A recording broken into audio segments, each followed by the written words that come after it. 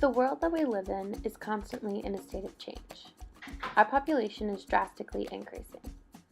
By the year 2050, we will reach 9.6 billion people. Unfortunately, this large increase will not be spaced out evenly. Some areas of our world are growing exponentially, while others are maintaining or even decreasing in population size. Space and resource allocation for the areas that are booming are becoming top priorities, and the sustainability of our current lifestyles are becoming threatened. People all over the world have taken notice of this problem.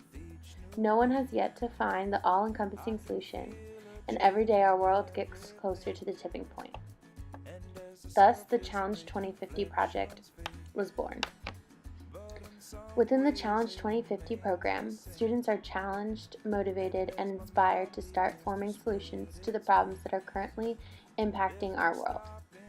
In the Global Uncertainty class, students are put into groups and charged with the task of creating a project that provides an answer to one of the world's problems.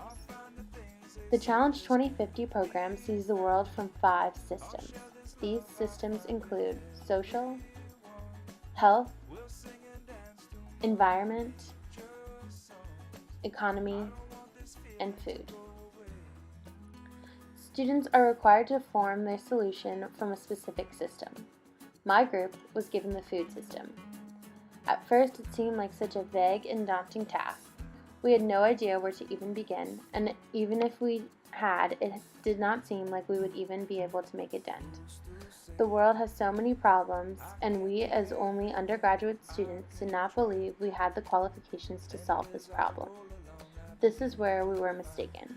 We began to really put some thought into the task at hand.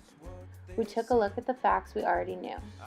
There's hardly enough food to sustain the world as it is, and as the population increases, the problem only gets worse. The populations that are growing also tend to be the very same populations who lack resources. Therefore, we determined our charge would be a way to get food to those who don't have access. Protein, we decided, would be our focus.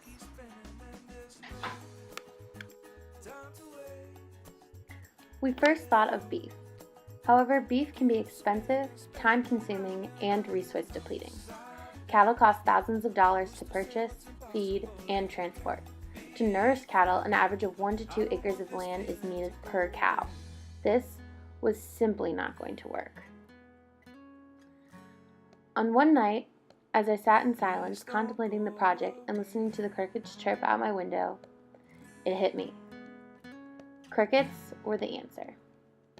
Aside from being wonderful noisemakers, crickets are shockingly high in protein content. I did some research and found out that the current market price for 250 crickets is only $12. A female lays 5 eggs a day, and it only takes 1 square foot box to hold 1,000 crickets. In my research, I found out that there was currently a cricket powder on the market. It was 67% in protein with a 2-year shelf life. The process to make it was also fairly simple. The main components are a place to store the crickets, an oven to dry them, and a way of grinding the dried carcasses into a fine powder. This process can be done virtually anywhere with limited space and any environmental conditions. That would mean that the transportation of the powder would not even be an issue. We took off with the idea and developed a solid presentation outlining our idea, and even went on to win first place in our class.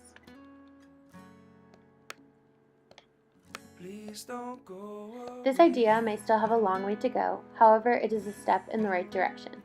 3 months before that presentation, I could not have even made a solid guess to what the population is projected to be in 2050. Most of my friends and family would not have been able to answer either. And as I went on in the course, I became enthralled by all I was learning and had to share it with anyone who would listen. It dawned on me that even if crickets aren't going to help me save the world, this Challenge 2050 project will. Every day I told someone new about my involvement in the project. Every day one more person was thinking about how they can help change the world. And every day our world was getting a little bit better.